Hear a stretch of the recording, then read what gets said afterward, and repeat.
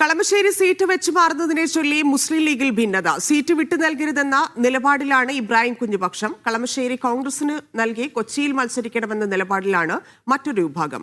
കളമശ്ശേരിയിൽ മുസ്ലിം ലീഗിന് വിജയസാധ്യതയില്ലാത്തതിനാൽ സീറ്റ് വിട്ടു നൽകണമെന്നാണ് കോൺഗ്രസിന്റെ ആവശ്യം.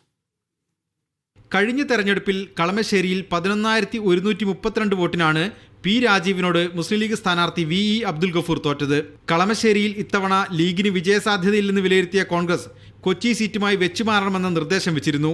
കളമശ്ശേരി വിട്ടുകൊടുക്കരുതെന്നും വി ഇ അബ്ദുൽ ഗഫൂറിനെ വീണ്ടും സ്ഥാനാർത്ഥിയാക്കണമെന്നുമാണ് ഇബ്രാഹിം കുഞ്ഞു ഗ്രൂപ്പിന്റെ താൽപര്യം. കൊച്ചി സീറ്റ് ലഭിച്ചാൽ മത്സരിക്കാനായി അഡ്വക്കേറ്റ് മുഹമ്മദ് ഷായും ടി കെ അഷ്റഫും കാത്തിരിക്കുന്നു. തർക്കം മുറുകിയതോടെ സീറ്റ് വെച്ചുമാറാനുള്ള സാധ്യത കുറഞ്ഞു.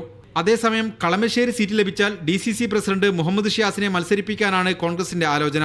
കോൺഗ്രസിന്റെ പ്രാദേശിക നേതൃത്വം കളമശ്ശേരി സീറ്റ് കിട്ടിയേ തീരൂ എന്ന വാശിയിലാണ്. മതിലുകളിൽ കൈപ്പത്തി ചിഹ്നം പതിച്ച കോൺഗ്രസ് പ്രവർത്തകർ പേരെഴുതാനുള്ള സ്ഥലം ഒഴിച്ചിട്ടിരിക്കുന്നു. UDFന്റെ പ്രാദേശിക നേതൃയോഗങ്ങളിൽ ലീഗ് കോൺഗ്രസ് പ്രവർത്തകർ തമ്മിലുള്ള വാക്പോരിനും അവകാശവാദങ്ങൾ കാരണമായി.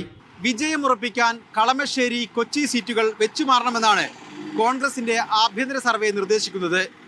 പ്രാദേശിക എതിർപ്പുകൾ മറികടന്ന് സീറ്റുകൾ വെച്ചുമാറാൻ മുസ്ലിം ലീഗിന്റെ സംസ്ഥാന നേതൃത്വം തയ്യാറാകുമോ എന്നാണ് ഇനി അറിയാനുള്ളത്. കൊച്ചിയിൽ നിന്നും ക്യാമറമാൻ CL മനോജിനൊപ്പം MK ഷുക്കൂർ, മീഡിയ 1.